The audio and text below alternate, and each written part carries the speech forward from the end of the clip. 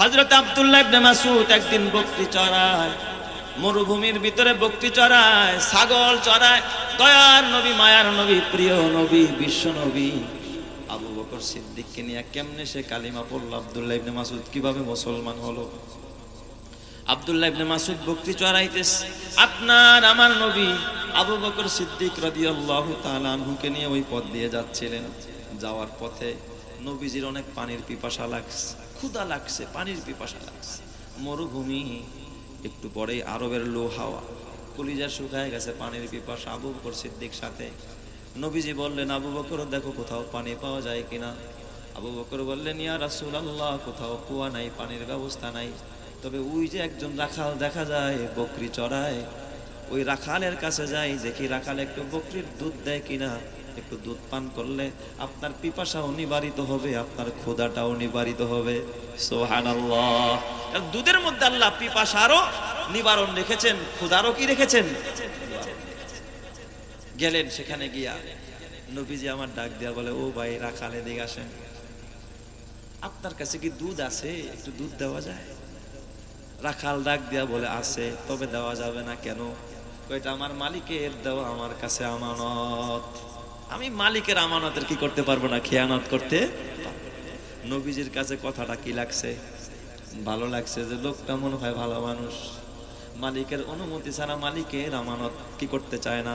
খেয়ানত করতে চায় না।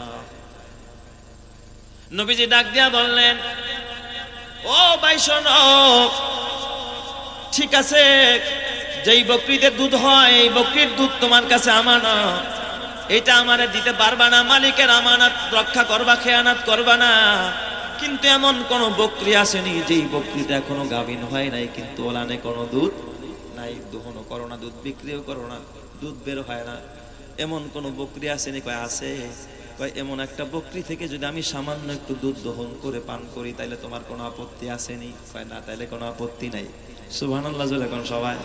কয় তাতে পান করলে কোনো আপত্তি নাই, কারণ ওই আব্দুল্লাহ ইবনে মাসউদ জানে এমন বকরি থেকে কিয়ামত হয়ে গেলেও দুধ বের হবে, এটা তার বিশ্বাস। কয় ঠিক আছে, এমন একটা বকরি ধইরা সামনে এনে দিছে।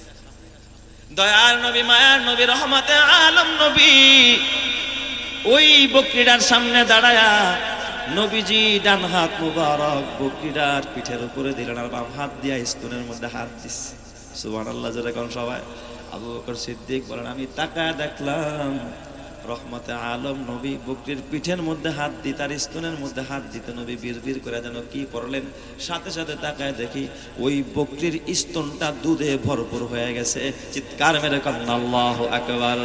ও ফখরে জাহা, ফখরে জমা, ফখরে উমাম হে, ও ফখরে জাহা, ফখরে জমা, ফখরে উমাম হে, ये आहद बेमी में शाहे लौह कलम है, ये आहद बेमी में शाहे लौह कलम है, रुतबे में फदू सबसे ही अल्लाह से कम है, ये कौल शब रोज़ मेरा हक की कसम है, ये कौल शब रोज़ मेरा हक की कसम है। जोर जोर कम सुबहानाल्लाह। নবীজি দুধ দহন করলেন, নিজে পান করলেন, আবু বকররে পান করাইলেন। রাখালরে ডাক দিয়া কয়, এই আসো, তুমিও পান করো। রাখাল পান করতে চার চোখ দিয়া পানি গড়ায়। হায় রে, কেমন মানুষ, যার চাহনিতে এত বরকত, যার হাতের মধ্যে এত বরকত, যেই বকরির স্তনে দুধ ছিল না, হাত দেওয়ার সাথে সাথে স্তনটা দুধে ভরে যায়। এই মানুষটার সঙ্গে স্পর্শ পাইলে জীবনটা ধন্য হয়ে যাবে। হাতটা বাড়া দিয়া আমার নবীর দিকে হাতটা বাড়া দিয়া ডাক দিয়া বলে, ইয়া রাসূলুল্লাহ, আর দেরি কইরেন না, আশহাদু আল্লাহ ইলাহা ইল্লাল্লাহ ওয়া আশহাদু আন্নাকা রাসূলুল্লাহ, আমি সাক্ষ্য দিলাম আল্লাহ ছাড়া ইলাহ নাই, আর এই কথারও সাক্ষ্য দিলাম আপনি আল্লাহর রাসূল, সন্দেহ নাই। চিৎকার মেরে করেন আল্লাহু আকবার। আব্দুল্লাহ ইবনে মাসউদ মুসলমান হয়ে যায়। এবার নবীর সোহবত ছাড়া না, নবীর সাথে লেগে আছে আব্দুল্লাহ ইবনে মাসউদ। যখন কোরআন নাজিল হয় আব্দুল্লাহ ইবনে মাসউদ কোরআন পড়ে। এই যে এই মাদ্রাসায়, বলেন তো, এই মাদ্রাসায় জামিয়া ইসলামিয়া মারকাজুল উলুম মাদ্রাসায়, এই মাদ্রাসার মধ্যে কিছু বাচ্চারা সব সময় কোরআন পড়ার জন্য লাইগা থাকে কিনা? আছে না? এদের দাম কম না বেশি? যে যত বেশি কোরআনের সাথে লাইগা থাকে, দিনে দাঁড়ায় লাইগা থাকে, তার দাম বাড়ায় দেয় কে? কি পরিমাণ দাম বাড়ায়? ওই ছাত্ররা যখন এলাকা দিয়ে হাঁটে, আপনার আমার পায়ের নিচে আছে জুতা, হয়তোবা লাল গালিচা, কিন্তু ওরা বের হলে ওদের পায়ের নিচে নূরের ফেরেশতারা, ওয়া ইন্নাল মালাইকাতা লাতাদাউ আজনিহাতাহা রিদান লিতালিবিল ইলমি, ওদের সন্তুষ্টির জন্য নূরের ফেরেশতারা নূরের ডানা বিছায়া দেয়। জোরে কোন সুবহানাল্লাহ। এটা ওদের মর্যাদা, ঠিক না ব্যাটিক? জোরে কোন। আব্দুল্লাহ ইবনে মাসউদ রাদিয়াল্লাহু তাআলা আনহু নবীর কাছ থেকে কোরআন শিখতেছে।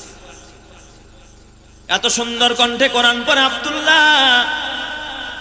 নবীজি ডাক দিয়া বলে, আবু বকর, তুমি তো জানো না আমার আব্দুল্লাহ এত মধুর কণ্ঠে খোদার কোরআন তেলাওয়াত করে। হযরতে জিবরাইল আমিন যেই লাহাজে, যেই লাহানে জিবরাইল আল্লাহর পক্ষ থেকে আমি মুহাম্মদের কাছে যেই তরজে কোরআন পুরা পুরা জিবরাইল আমারে শোনায়, আমার আব্দুল্লাহ ইবনে মাসউদ আমারে সেইভাবে কোরআন পড়ে শোনাইতে পারে। চিৎকার মেরে কন্না আল্লাহু আকবার। মধুর কণ্ঠে কোরআন পড়ে। শুধু কোরআন পড়ে তা না, এই উম্মতের সবচেয়ে বড় ফকিহ। আমাদের হানাফি মাযহাবের ম্যাক্সিমাম হানাফি মাযহাবের যে সমস্ত হাদিসের আলোকে ফিকহ লেখা হয়েছে, সেই ফিকহের মধ্যে বেশিরভাগ আব্দুল্লাহ ইবনে মাসউদের কওলকে নকল করা হয়েছে। সুবহানাল্লাহ। তার ব্যাখ্যাটাই গ্রহণ করা হয়েছে। এত বড় ফকিহ, ফকিহুল উম্মাহ, এই উম্মতের বড় ফকিহ। যেমন এই যে জোরে জোরে আমিন বলা, এই জোরে আমিন বলার ব্যাপারও হাদিস আছে, আস্তে আমিন বলার ব্যাপারও কি আছে? হাদিস আছে। হাদিস কিন্তু দোনোটাই সহিহ। আমরা বলি না যে একটা সত্য একটা মিথ্যা। আহলে হাদিস ভাইয়েরাও বলতে পারবে না যে জোরে বলার হাদিস এটা সত্য আর আস্তে বলার হাদিস এটা মিথ্যা, এই কথা কেউ বলতে পারবে না। কিন্তু এই হাদিসের দুইটার ভিতরে আব্দুল্লাহ ইবনে মাসউদ যে ব্যাখ্যাটা দিয়েছেন সেটা হলো যে প্রথম হাদিস যেটা জোরে বলার হাদিস, যেটা আমাদের অন্যান্য মাযহাবের মধ্যে আছে, কোনো কোনো মাযহাবে জোরে আমিন বলতে হয়। এই হাদিসটা ইসলামের শুরুর যুগে, কারণ ইসলামের শুরুর যুগে তো মানুষ দিন বুঝতো না, কেমনে নামাজ পড়তে হয়, কিভাবে নামাজের মধ্যে আমিন বলতে হয়। এই আলহামদু সূরার পরেও যে আমিন আছে, এই কথাটা শিক্ষা দেওয়ার জন্য নবীজি জোরে আমিন বলছে, যাতে করে এরা বুঝে যে হ্যাঁ আলহামদু সূরার পরে আমিন আছে। জোরে কন্না আল্লাহু আকবার। এই ব্যাখ্যাটা কে দিয়েছে? আব্দুল্লাহ ইবনে মাসউদ দিয়েছে। ইসলামের শুরু যুগ যখন পার হয়ে গেছে, এখন তো সবাই জানে সূরা ফাতিহার পরে কি আছে? আমিন আছে। তখন আর আমিন জোরে বলার দরকার নাই। রফে ইয়াদাইনের ব্যাপারে, তারপরে হাত বাঁধার ব্যাপারে, বুকে হাত বাঁধা এটাও সহিহ হাদিস, নাভির নিচে হাত বাঁধা এটাও সহিহ হাদিস। আব্দুল্লাহ ইবনে মাসউদ রাদিয়াল্লাহু তাআলা আনহুর ব্যাখ্যাটা আমাদের ইমামে আযম আবু হানিফা গ্রহণ করেছে। সেটা কিভাবে গ্রহণ করলেন? কয় বুকে হাত বাঁধা এটাও সহিহ। নবীর একটা হাদিস মানবার, একটা হাদিসের বিরোধিতা করব, ঈমান থাকবে না, ঈমান দুর্বল হয়ে যাবে মুসলমান। এটা মুমিনের শান নয়। নবীর দোনো হাদিসে যেন আমল হয়। আব্দুল্লাহ ইবনে মাসউদ বললেন এই জন্য বুকে হাত বাঁধবে নারীরা আর নাভিতে হাত বাঁধবে পুরুষেরা। জোরে কোন সুবহানাল্লাহ। এইটাই ইমামে আযম গ্রহণ করেছে। আল্লাহু আকবার। জোরে কোন সুবহানাল্লাহ। তো ফকিহ হাযিহিল উম্মাহ, এই উম্মতের সবচেয়ে বড় ফকিহ ছিলেন আব্দুল্লাহ ইবনে মাসউদ। যেমন তার তেলাওয়াত তেমন তার ফাকাহাত আল্লাহ তাআলা তাকে দান করছে। জোরে কোন আল্লাহু আকবার। কত বড় ফকিহ ছিলেন আব্দুল্লাহ ইবনে মাসউদ। নবীজি ওফাতের পর, আবু বকরের ওফাতের পর, খলিফাতুল মুসলিমিন হযরত ওমর যখন ইসলামের দ্বিতীয় খলিফা হন, হযরত ওমর রাদিয়াল্লাহু তাআলা, ওই সময় ওমরের খেলাফত আমলে কুফার জাস্টিস, কুফার চিফ জাস্টিস বানায় দিয়েছে হযরত আব্দুল্লাহ ইবনে মাসউদ। সুবহানাল্লাহ বলেন। কুফার গভর্নর একজন ভালো বিচারপতি চাইছেন যে বিচার বুঝে। ওমর রাদিয়াল্লাহু তাআলা আনহু চিঠির জবাব দিছে, ও কুফার গভর্নর, আমি জানি কুফার মধ্যে অনেক বড় বড় আলেম, এই কুফায় বড় বড় আলেমরা থাকে, এদের মধ্যে যদি বিচার কার্য সম্পন্ন করতে হয় তাহলে একজন বড় আলেম দিতে হবে। এই মুহূর্তে এই মদিনার ভিতরে, মক্কার ভিতরে আমার হযরতে আব্দুল্লাহ ইবনে মাসউদ আমার নিজেরও বড় প্রয়োজন ছিল। প্রয়োজন থাকা সত্ত্বেও কুফার মানুষ যেহেতু বড় বড় আলেম ওই জায়গায় এলেম আছে, এই জন্য আমি বড় একজন আলেম, বড় একজন ফকিহ হযরতে আব্দুল্লাহ ইবনে মাসউদকে কুফার জাস্টিস বানায়া দিলাম। চিৎকার মেরে করেন আল্লাহু আকবার। আব্দুল্লাহ ইবনে মাসউদ কুফার গভর্নর ছিলেন না, বরং তিনি বড় কাজিল কুজাত ছিলেন, কুফার প্রধান বিচারপতি ছিলেন। জোরে সুবহানাল্লাহ। তাফসীরের কিতাবের মধ্যে এবং হাদিসের কিতাবের মধ্যে আসছে হযরত ওমর হজ্জে বাইতুল্লাহ রওনা, একটা কাফেলা নিয়া হজ ব্রত পালন করার জন্য বাইতুল্লাহর উদ্দেশ্যে রওনা করছে হযরত ওমর। ওই দিক দিয়া কুফা থেকেও হযরত আব্দুল্লাহ ইবনে মাসউদের এক কাফেলা নিয়ে রওনা করছে মক্কায়, কিন্তু জানে না কোন জায়গার ভিতরে কে কোথা থেকে আসছে। কারণ হজের সময় কে কোথা থেকে আসে তখনকার ফোনের যুগ নাকি যে খবর নিবে, প্রতিমধ্যে তাবু গাড়তে হয়। তো এক জায়গায় তাবু গাড়ছে হযরত ওমর রাদিয়াল্লাহু তাআলা আনহুর কাফেলার তাবু, আর এক জায়গায় তাবু গাড়ছে আব্দুল্লাহ ইবনে মাসউদ রাদিয়াল্লাহু তাআলা আনহুর কাফেলার তাবু। এই কাফেলার লোক চেনে না এদেরকে, ওই কাফেলার লোক চেনে না এদেরকে, যার যার কাফেলা তাবুর ভিতরে আছে।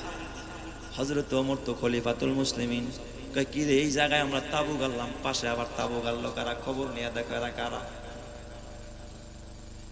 ওমর রাদিয়াল্লাহু তাআলা আনহু লোক পাঠাইলেন, তাবুর কাছে গিয়া জিজ্ঞাসা করে মিন আইনা আনতুম, এই তোমরা কোথা থেকে আসছো? ভিতর থেকে গরম, অত্যন্ত প্রচন্ড গরম, প্রচন্ড রোদ, বের হওয়া যায় না। ভিতর থেকে কে যেন আওয়াজ দেয় মিন ফাজ্জিন আমিক, আমরা অনেক বহু দূর থেকে আসছি। ফাজ্জিন আমিক মানে কি অনেক দূর থেকে আসছি, কোরআনের আয়াত দিয়া বুঝাইয়া দিছে বহু দূর থেকে আসছি। কয় বহু দূর আবার কোথায় সেটা আবার বলো। কয় মিন বাইতিল আতিক, পুরান সেই ঘর থেকে আসছি। বাইতুল্লাহ বুঝাইছে, সুবহানাল্লাহ জোরে কোন সবাই, আরো জোরে কোন আল্লাহু আকবার। কয় কোথায় যাইবা? কয় ইলা বাইতিল আতিক, বাইতুল্লাহ যাব, এটা বুঝায়। এই কথাটা আইসা ওই বাহিরের লোকটা সেও দেখে নাই ভিতর থেকে কে জবাব দিছে। আইসা এই তাবুতে হযরত ওমর রাদিয়াল্লাহু তাআলা আনহু তাবুতে আইসা কয় আমিরুল মুমিনিন, জিজ্ঞাসা করলাম কোথা থেকে আসছো? কয় মিন ফাজ্জিল আমিক। জিজ্ঞাসা করলাম ইলা আইনা তাযহাব, কোথায় যাইবা? কয় ইলা বাইতিল আতিক, কুরআন থেকে বলছে। হযরত ওমর রাদিয়াল্লাহু তাআলা আনহু একটু হেলান দেওয়া ছিল, সোজা হয়ে বসছে। কয় বুঝেছি ওই তাবুতে বড় বিজ্ঞ লোক আছে, আলেম আছে, অতএব তার কাছ থেকে আমার এলেম শিখতে হবে। সুবহানাল্লাহ জোরে কোন সবাই। চিনে না, চিনি তো এমনি চিনে, কিন্তু পরিচয় নাই ভিতরে কে আছে, এও আরে বুঝতেছে না, সেও তারে বুঝতেছে না। ওমর ডাক দিয়া বলে, এই সাথী তুমি যাও ওই আলেম রে গিয়া কয়েকটা প্রশ্ন করো, এই কোরআন সম্পর্কে কয়েকটা প্রশ্ন করো। এক নম্বরের প্রশ্ন তারা জিজ্ঞাসা করবা আইয়ুল কুরআনি আযম, ও বড় আলেম ভিতর থেকে জবাব দেন কোরআনের সবচাইতে কোন আয়াতটা সবচাইতে বড়? আল্লাহু আকবার, জোরে বলেন সবাই আল্লাহু আকবার। কি প্রশ্ন করছে ভিতরে, এও চেনে না, হ্যাঁ রে দেখে নাই চেহারা, ভিতর থেকে আওয়াজ আসতেছে। বলেন আইয়ুল কুরআনি আযম, কোরআনের কোন আয়াতটা সবচাইতে বড়? ভিতর থেকে জবাব আইসা গেছে আল্লাহু লা ইলাহা ইল্লা হুয়াল হাইয়ুল কাইয়্যুম লা তাখুযুহু সিনাতুন ওয়ালা নাওম। আয়াতুল কুরসিটা পড়া শোনায়া দিস। ওমর তারা আবার প্রশ্ন শিখায়া দেয়, জিজ্ঞাসা করো আইয়ুল কুরআনি আহকামু, কোরআনের কোন আয়াতটা সবচেয়ে বড় ইনসাফপূর্ণ আয়াত? কোরআনের ভিতরে ইনসাফপূর্ণ আয়াত কোনটা, এটা তারা একটু জিজ্ঞাসা করো। ভিতর থেকে জবাব আসছে ইন্নাল্লাহা ইয়া'মুরু বিল আদলি ওয়াল ইহসান ওয়া ইতা'i যিল কুরবা ওয়া ইয়ানহা আনিল ফাহশাই ওয়াল মুনকারি ওয়াল বাগি। আল্লাহু আকবার, জোরে কোন সবাই। এই আয়াতটা আমাদের খতিব সাহেবরা জুমার খুতবায় পড়ে, শুনছেন নি আয়াতটা? এই আয়াতটা পড়লে মানুষ মনে করে এখন মাত্র খুতবা কি হইলো, শেষ হইলো, খোলাসায় কথা লাস্টে বলে দিস। এই আয়াতটা সবচাইতে বড় আহকাম, মানে ইনসাফপূর্ণ একটা আয়াত পুরা কোরআনের ভিতরে। কয় তারা আবার জিজ্ঞাসা করো আইয়ুল কুরআনি আজমাউ, কোরআনের জামে মানে আয়াত কোনটা, যেই আয়াত দ্বারা সব বিধানকে ঢুকাইয়া দিছে ভিতরে। আল্লাহু আকবার, জোরে বলেন আল্লাহু আকবার। জিজ্ঞাসা করো কোরআনের সবচাইতে আজমা আয়াত কোনটা? ভিতর থেকে আওয়াজ আসতেছে ফামান ইয়ামাল মিসকালা যাররাতিন খায়রান ইয়ারা ওয়া মান ইয়ামাল মিসকালা যাররাতিন শাররান ইয়ারা। সূরা জিলজালের এই আয়াতটা শোনায়া দিচ্ছে। তার মানে সামান্য যদি যারা পরিমাণ ভালো কাজ করো কিয়ামতের ময়দানে তাও দেখতে পাইবা, এক জাররা পরিমাণ গুনাহ যদি করো কিয়ামতের ময়দানে তাও দেখতে পাইবা। এই চিন্তা যদি আমার ভিতরে থাকতো, এই চিন্তা যদি নেতার ভিতরে থাকতো, এই চিন্তা যদি আলেম আওয়াম সবার ভিতরে থাকতো, জমিনের ভিতরে কোনো বিশৃঙ্খলা থাকতো না, সব মানুষ সোনার মানুষ হয়ে যেত। কথা ঠিক না বা ঠিক জোরে কর?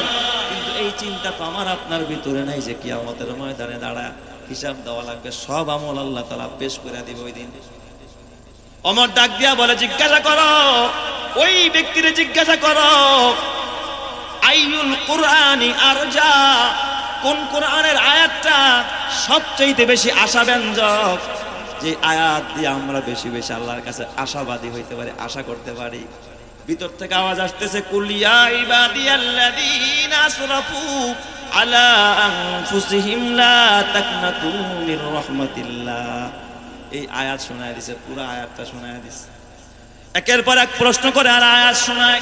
এই কথাগুলো যখন আমিরুল মুমিনিনের কাছে বলা হয়, ওমর ডাক দিয়া কয়, আমি বুঝেছি ওই তাবুর ভিতরে আব্দুল্লাহ ইবনে মাসউদ আছে আমার মনে হয়, কারণ আব্দুল্লাহ ইবনে মাসউদ ছাড়া এই প্রশ্নগুলোর জবাব পৃথিবীর জমিনে আর দ্বিতীয় কেউ দিতে পারবে না। চিৎকার মেরে করেন আল্লাহু আকবার, আরো জোরে বলেন আল্লাহু আকবার। এই যে এত বড় দামি সাহাবী হযরত আব্দুল্লাহ ইবনে মাসউদ, কেন এত দাম? কারণ তার কোরআনের তেলাওয়াতটাও ভালো, দ্বীনের বুঝটাও ভালো, সে বড় একজন আলেম, বড় একজন ফকি, বড় একজন হাফেজ, বড় একজন কারি। এই কারণে তার দাম বাড়ায় দিয়েছেন কে? আল্লাহ। সাহাবায়ে কেরাম যখন তারা নিয়ে মজাক করে, ছোট মানুষ, পা দিয়ে একেবারে ছোট ছোট, একদিন গাছে উঠছে নবীর জন্য মেসওয়াক পায়রা দিবে, নিচ থেকে দেখা যায় মনে হয় যেন পাখি জ্বলতেছে, ছোট ছোট পা। সাহাবায়ে কেরাম হাসাহাসি করতেছে। নবী আমার ডাক দেখা, খবরদার খবরদার, তোমরা জানো না আমার আব্দুল্লাহ ইবনে মাসউদের পা গুলো হালকা হতে পারে, ছোট হতে পারে, কিন্তু আব্দুল্লাহ ইবনে মাসউদের পা যদি মিজানের পাল্লায় উঠায়া দেওয়া হয়, আর 7 জমিন আর 7 আসমান যদি উঠায়া দেওয়া হয়, আব্দুল্লাহ ইবনে মাসউদের পায়ের পাল্লাটা ভারী হয়ে যাবে। চিৎকার মেরে করেন আল্লাহু আকবার, আরো জোরে বলেন আল্লাহু আকবার। তাহলে বলেন তো এই যে মর্যাদা, এটা কি ক্ষমতার কারণে? বলেন না কেন? বংশের কারণে, টাকা পয়সার কারণে, সুন্দরী বউ পাওয়ার কারণে? কি কারণে? কোরআনের কারণে। জোরে কোন কি কারণে? কোরআনের কারণে। নবীজি আমার একদিন ডাক দিয়া কয়, আব্দুল্লাহ ইকরা আলাইয়াল কুরআন, ও আব্দুল্লাহ ইবনে মাসউদ একটু কোরআন পড়ে আমারে শোনাও। আব্দুল্লাহ ইবনে মাসউদ রাদিয়াল্লাহু তাআলা আনহু ডাক দিয়া কয়, ওয়া আলাইকা উনজিলাল কুরআন, নবীজি কোরআন তো আপনার উপরে নাজিল হয়েছে, আমারে পড়তে কোন কে? নবীজি ডাক দিয়া বললেন, ইন্নী উহিব্বু আন আসমাহু মিন গায়রি, অন্যের কাছ থেকে আমার শুনতে ভালো লাগে, তোমার জবানের কোরআন পড়তে শুনতে আমার বড় মজা লাগে, তুমি পড়ো আমি শুনবো। সুবহানাল্লাহ জোরে কোন সবাই। হযরত আব্দুল্লাহ ইবনে মাসউদ রাদিয়াল্লাহু তাআলা আনহু পবিত্র কোরআনের সূরা নিসার শুরু থেকে যখন তেলাওয়াত আরম্ভ করলেন, পড়তে পড়তে যেই আয়াতটা আমি পড়েছি, ফাকাইফা ইজা জিনা মিন কুল্লি উম্মাতিন বিশাহিদ ওয়া জিনা বিকা আলা হাউলাই শাহীদা, এই আয়াত পর্যন্ত যখন তিনি তেলাওয়াত করলেন, আব্দুল্লাহ ইবনে মাসউদ বলেন, আমি তাকায় দেখি ওয়া আইনাহু তাজরিফান, আল্লাহর নবীর চোখ দিয়া গাল বায়া পানির ফোঁটা গড়াইতেছে। সুবহানাল্লাহ জোরে কোন সবাই। রহমতে আলম নবী কান্দেস, নবীর দাড়ি ভিজে গেছে, দাড়ি মোবারক ভিজে ভিজে পানির ফোঁটা নবীজির কোলের ভিতরে পড়তেছে। আর ডাক দিয়া বললেন, কাফা, ওরে আব্দুল্লাহ যথেষ্ট হয়ে গেছে, আর পড়তে হবে না। নবী আমার কেন কাঁদলেন? কারণ এই আয়াতের মধ্যে আমার আল্লাহ বলে, ফাকাইফা ইজা জিনা মিন কুল্লি উম্মাতিন বিশাহিদ, কিয়ামতের ময়দানে আল্লাহ তাআলা অন্যান্য উম্মতের বেলায়, অন্যান্য নবীদের বেলায় আমাদের এই নবীর উম্মতকে আল্লাহ তাআলা সাক্ষী হিসাবে পেশ করবে। সুবহানাল্লাহ জোরে কোন সবাই। এটা হলো এই উম্মতের একটা বৈশিষ্ট্য। অন্যান্য নবীদের বেলায় এই উম্মত অন্যান্য নবীদের বেলায়ও সাক্ষী হবে। কিভাবে সাক্ষী হবে? নূহ পয়গম্বর কিয়ামতের ময়দানে যখন বলবে, আল্লাহ আমি এদেরকে 950 বছর পর্যন্ত দাওয়াত দিয়েছি, ক্বালা রাব্বি ইন্নী দাআউতু কওমি লাইলান ওয়া নাহারা ফালাম ইয়াজিদহুম দুআই ইল্লা ফিরারা ওয়া ইন্নী কুল্লামা দাআউতুহুম লিতাগফিরা লাহুম জাআলু আসাবিআহুম ফি আযানিহিম ওয়াস্তাগশাউ সিয়াবাহুম ওয়া সাল্লু ওয়াস্তাকবারু ইস্তিকবারা। আল্লাহ আমি যতই দাওয়াত দিই কানে আঙ্গুল দেয়, আল্লাহ চাদর দিয়ে মুখ ঢাইকা নাই যেন আমার দেখা না যায়, আল্লাহরা দাওয়াত গ্রহণ করে নাই। আল্লাহ তাআলা নূহ নবীর উম্মতকে ডাক দিয়া বলবে, এই উম্মতেরা, এই নবীর উম্মতেরা, বল তোদের নবী দাওয়াত দিছে কিনা? তখন উম্মতরা বাঁচার জন্য বলবে, না আল্লাহ না, এই নবী আমাদেরকে দাওয়াত দেয় নাই। কি বলবে? নূহ নবী আমাদেরকে দাওয়াত দেয় নাই। সব নবীদের বিরুদ্ধে ওই দিন উম্মতেরা বলবে নবী দাওয়াত দেয় নাই। আল্লাহ তাআলা জিজ্ঞাসা করবে, এ নূহ, বলো তুমি যে দাওয়াত দিছ তোমার কোনো সাক্ষী আছে নি? নূহ নবী ডাক দিয়ে বলবে, আল্লাহ গো, আমি যে দাওয়াত দিছি এই দাওয়াতের পক্ষে সাক্ষী হলো উম্মতে মুহাম্মাদি। সুবহানাল্লাহ। যখন সবাই আমার উম্মত সেদিন কিয়ামতের ময়দানে নবীদের বেলায় সাক্ষী হয়ে দাঁড়াবে। আমি মুহাম্মদকেও শাহেদ হিসাবে ডাকবে। উম্মতের ব্যথায় নবীজি কাঁদলেন, উম্মতের দরদি নবী।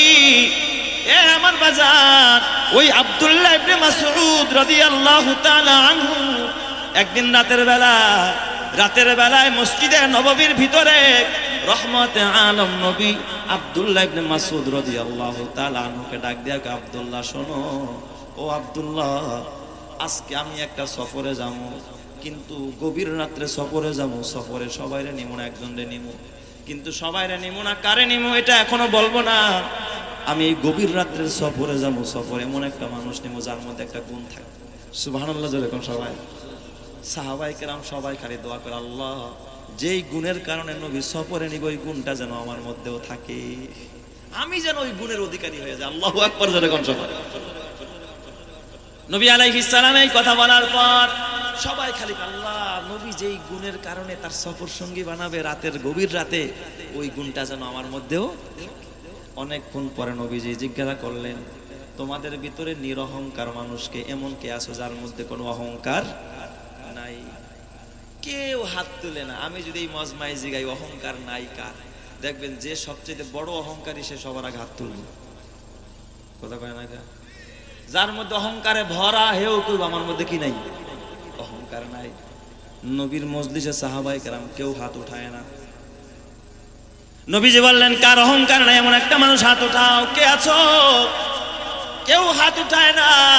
এ আমার বাবা, অহংকারটা হলো আমার রবের চাদর। আল কিবরিয়া উরিদাই, আল্লাহ জাল্লা শানহু বলে, অহংকার আমার চাদর। এই চাদর নিয়া টানাটানি কইরো না, দুনিয়াতে নিস্তানাবোধ হইয়া যাইবা।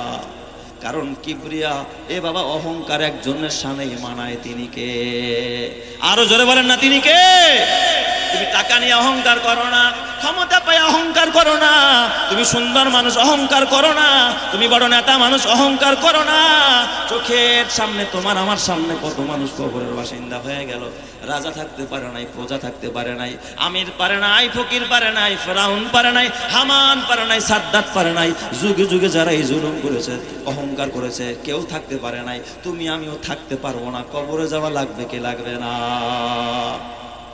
কিসের এত অহংকার, কিসের এত বাহাদুরি যে এই চেয়ার আমার, এই মন্ত্রিত্ব আমার, এই এমপিগিরি আমার, এই ইউনিয়ন আমার, এই পরিষদ আমার, আমি অমুক, আমি তমুক, এই ঘর আমার, এই বাড়ি আমার। বলেন আপনার সাথে যাবে কিসে? সাথে কবরে যাবে। অথচ বলে আমার বাবার জমিদারি। কত অহংকার করে কয় এটা আমার বাবার তালুকদারি, আমার বাবার জমিদারি। যেই সন্তানের জন্য এত ব্যস্ত হইলা, কিয়ামতের ময়দানে তোমার সন্তান তোমারে কোনোদিন বলবে না, আল্লাহ আমার বাবা দুনিয়াতে খায়া না খায়া গরুর লাঙল দিয়া হাল বায়া বায়া আমারে মানুষ করেছে, আমার জীবনে আলো ফুটাইছে। আজকে আমার বাবার গুনার বোঝা আমার মাথায় দিয়া দাও, আমার বাবারে মাফ করে দাও। এমন একটা সন্তান পাইবা নি এখানে? একটা সন্তানও কিয়ামতের ময়দানে পাইবা না। এমন একটা বিবিও পাইবা না যে আল্লাহ আমার নাকের ফুলের জন্য আমার স্বামী এত কষ্ট করলো, আমার খাবারের জন্য, আমার সুখ শান্তির জন্য আমার স্বামী এত কষ্ট করলো, আমার স্বামীর গুনার বোঝা আমার মাথায় দিয়া দাও। কোনো বিবিও সেই দিন বলবে না। তাহলে কার প্রেমে পাগল হইলা? এই জন্য এখনো সময় আছে, আমল ঠিক করো, অহংকার ছেড়ে দাও, মুতাওয়াদু হয়ে যাও, বিনয়ী হয়ে যাও। মরতে দেরি হবে, আল্লাহ তাআলার জান্নাতে যাইতে একটা সেকেন্ড দেরি হবে না। কথা ঠিক কিনা? এই দুনিয়াতে তুমি যতই করো আমার আমার চোখ বুঝেই দেখো, লাগবে তোমার শুধু যে আধার। যাদের প্রেমেতে তুমি গো আজ হলে দিওয়ানা, এরা জেনে নাও কেউ কবরের সাথী হবে না। যাদের প্রেমেতে তুমি গো আজ হলে দিওয়ানা, এরা জেনে নাও কেউ কবরের সাথী হবে না। কেউ বুঝা তোমার নিবে না সেই হাসর ময়দানে, কেউ বুঝা তোমার নিবে না সেই হাসর ময়দানে। কি আমল তুমি করলে নিয়ে যাবে সেইখানে, ফুল ফুটে যেমন ঝরে তেমন খোদার বাগানে। আয়ু কতক্ষণ কার এখানে কে বলো জানে। তাই থাকতে সময় নাও বুঝে ভাই জীবনের মানে, সব আছে লেখা দেখে না ওই আয়াত কোরআনে। এই মহল কোঠা সোনা দানা সব পরে রবে, এই সব কবরে নিয়ে গেছে কে বলো কবে। এই মহল কোঠা জমিদারি সব পরে রবে, এই সব কবরে নিয়ে গেছে কে বলো কবে। 2 গজ জমি কয়েক গজের ওই সাদা কাফন, শুধু এইটুকুতেই হবে তোমার জেনে নাও দাফন।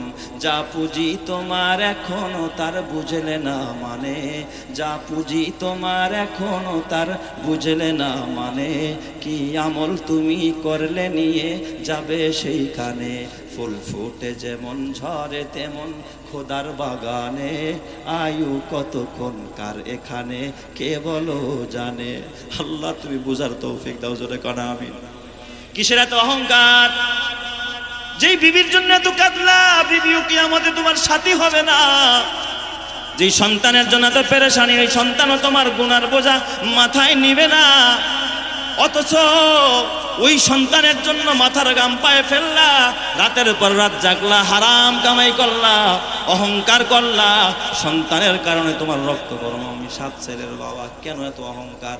আব্দুল্লাহ ইবনে মাসউদ এই মজলিসের মধ্যে বসা, নবীজিকে আমি তারই আমার সফর সঙ্গী বানাবো যার ভিতরে অহংকার নাই। কে আসো দাঁড়াও। 3 বার নবীজি কথাটা বললেন, কেউ দাঁড়ায় না, সাহস পায় না। না জানি আমার ভিতরে অহংকার আছে কি। আমরা বললে তো সব দাঁড়ায় যাইতেন লাভ দিয়ে। অনেকক্ষণ পর মাথা নত করা, কর্নারের ভিতরে বসা ওই যে নবীজির সাহাবী, সবচাইতে মধুর কণ্ঠে খোদার কোরআন তেলাওয়াত করে আব্দুল্লাহ ইবনে মাসউদ। কোনো অহংকার নাই। আমি এত বড় কারি, আন্তর্জাতিক খ্যাতি সম্পন্ন কারি, আমি এত বড় বক্তা, এত বড় আলেম, কোনো অহংকার নাই। কর্নার থেকে আব্দুল্লাহ ইবনে মাসউদ চোখের পানি ফালায়া দাঁড়ায় গেছে। বালা ইয়া রাসূলুল্লাহ, নবীজি আমি আল্লাহর উপরে এতটা মুতমাইন, এতটা বিশ্বাস রাখি যে আমার আল্লাহ আমার ভিতরে কোনো অহংকার দেয় নাই। চিৎকার মেরে কন্না আল্লাহু আকবার। এ আমার বাবা হযরত আব্দুল্লাহ ইবনে মাসউদ দাঁড়াইলেন। নবীজি তার হাতটা ধরলেন, হাতের মধ্যে আঙ্গুলের মধ্যে আঙ্গুল ঢুকায়া হাতটা ধইরা ধইরা, কি মহব্বত। অথচ গোলাম বকরির রাখালি করছে, মনে আছে না আপনার?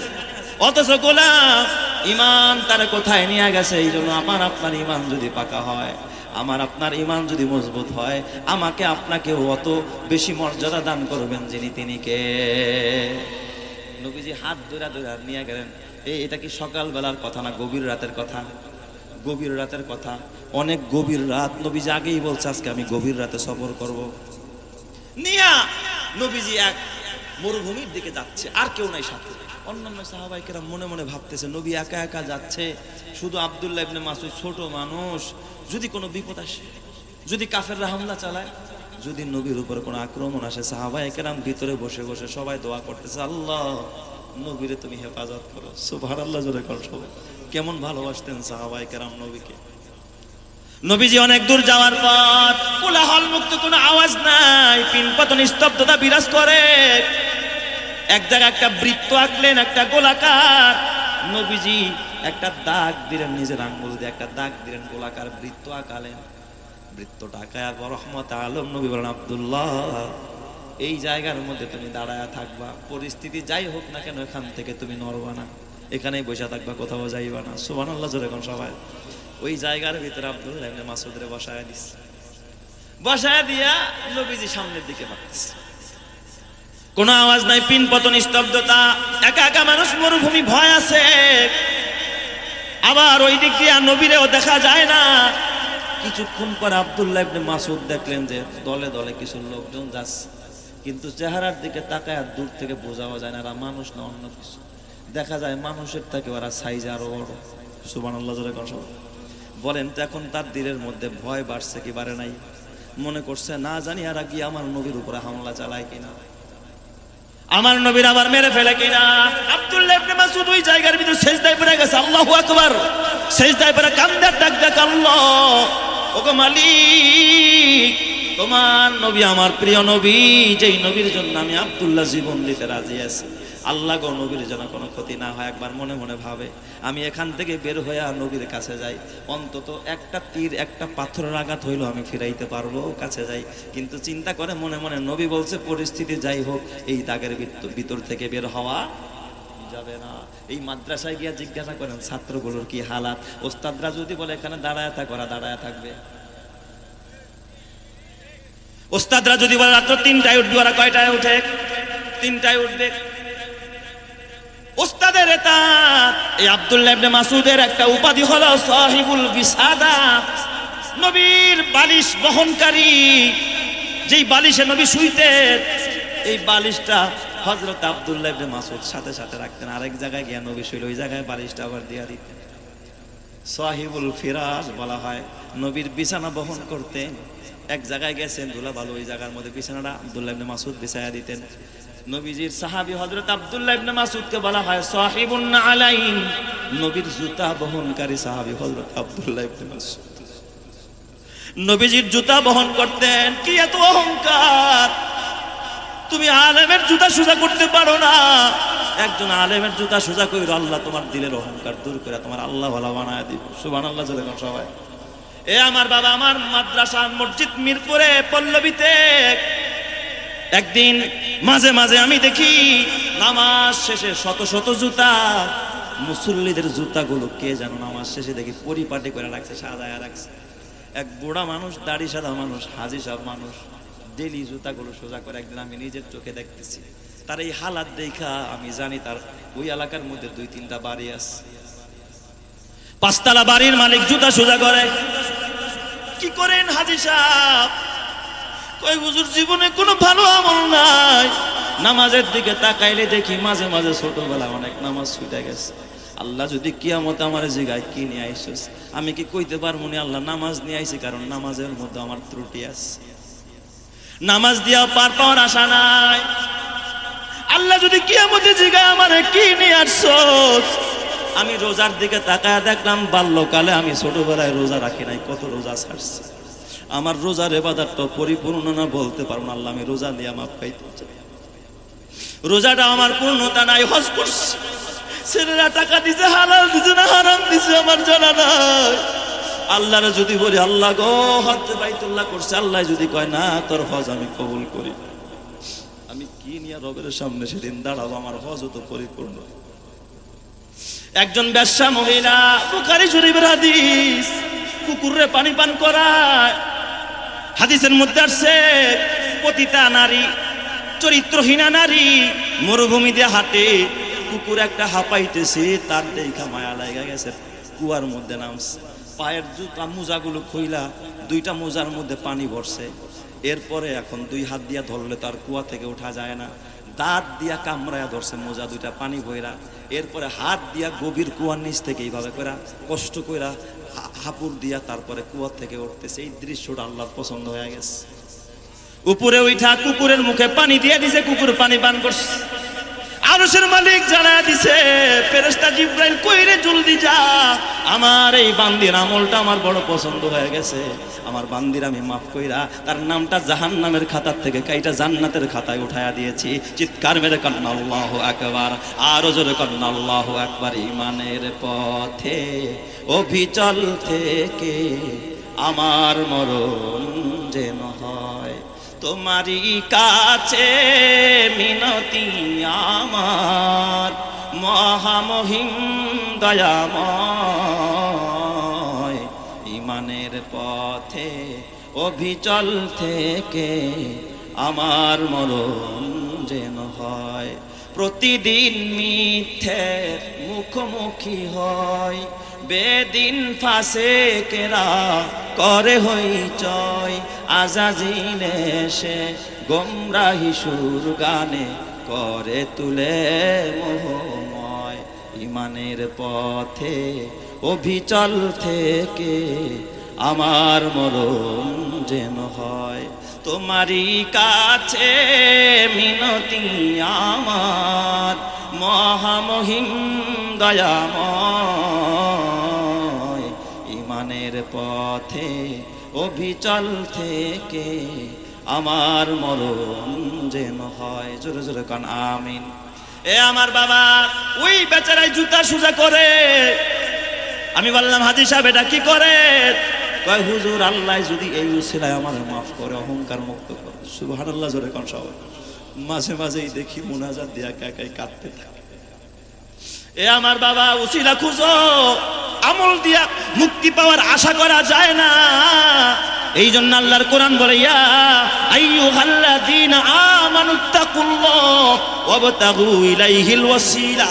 ওসিলা তালাশ করো, কোন ওসিলা আল্লাহ করে মাফ করবে। কুকুররে পানি খাওয়ায়া যদি বেশ্যা মহিলা মুক্তি পাইতে পারে, একটা এতিমরে যদি খানা খাওয়াস, গরিবরে যদি খানা খাওয়াস, এতিমের মাথা গোজা ঠাই কইরা দেস, ছেলের জন্য গাড়ি করলি বাড়ি করলি ভিতরে গুনাহ হয়, অথচ কোরআনের হেফজখানার জন্য একটা ছাদ বানায়া দিলি, একটা ভবন বানায়া দিলি, একটা রুম বানায়া দিলি। ওই জায়গায় যখন কোরআনের তেলাওয়াত হয়, ওই জায়গায় যখন সেজদা হয়, আরশের মালিক তোর জন্য জান্নাত বরাদ্দ দিয়া দেয়। চিৎকার মেরে কন্না আল্লাহু আকবার। এই মহল কোঠা সোনা দানা সব পরে রবে, এই সব কবরে নিয়ে গেছে কে বলো কবে।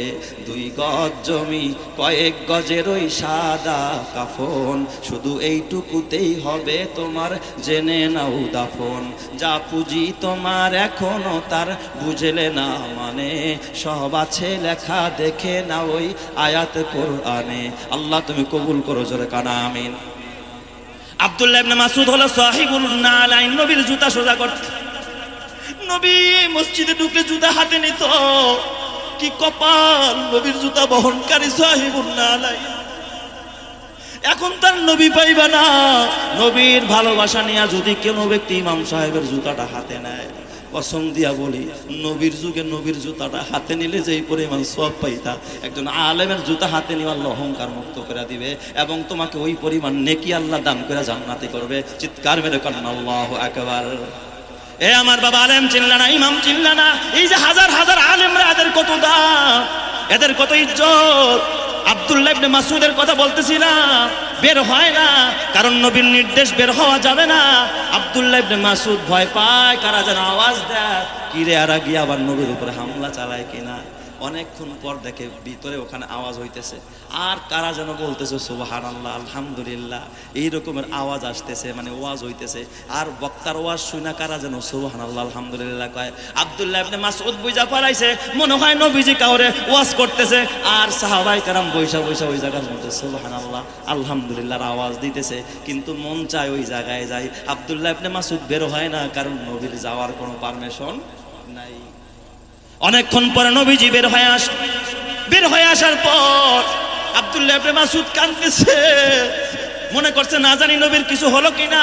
ফেদা কাবি ওয়া উম্মি ইয়া রাসূলুল্লাহ, ওগো নবীজি আমার মা বাবা আপনার জন্য কুরবান। ওই জায়গার ভিতরে কোনো সমস্যা নেই, নবীজি আপনি কোথায় গিয়েছেন, কেন এত দেরি করলেন? ডাক দিয়া বলে, সাহাবী আব্দুল্লাহ শোনো, তুমি তো জানো না তোমরা যেমন আমরা যেমন মাখলুক, জিন্নাতরাও আল্লাহ তাআলার মাখলুক।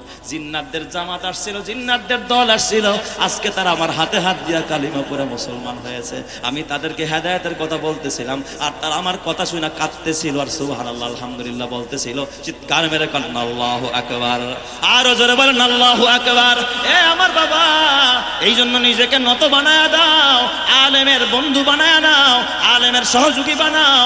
আল্লাহর নবী কয়, আনা ওয়া কাফিরুল ইয়াতীমি কাহাতাইনি ফিল জান্নাহ। কয় এই দুনিয়ায় যারা এতিমকে লালন পালন করবে, এতিমের জন্য ঘর বানাবে, এতিমরে খাবার দিবে, আমি মুহাম্মদ ওয়াদা দিলাম। আমি মুহাম্মদ এতিম ছিলাম, এতিমের লালন পালনকারী। কিয়ামতের ময়দানে আমার 2 আঙ্গুল যেমন পাশাপাশি, ওই মানুষটা আমি মুহাম্মদের সাথে পাশাপাশি একই জান্নাতে আমার সাথে বসবাস করবে। জোরে জোরে কোন সুবহানাল্লাহ।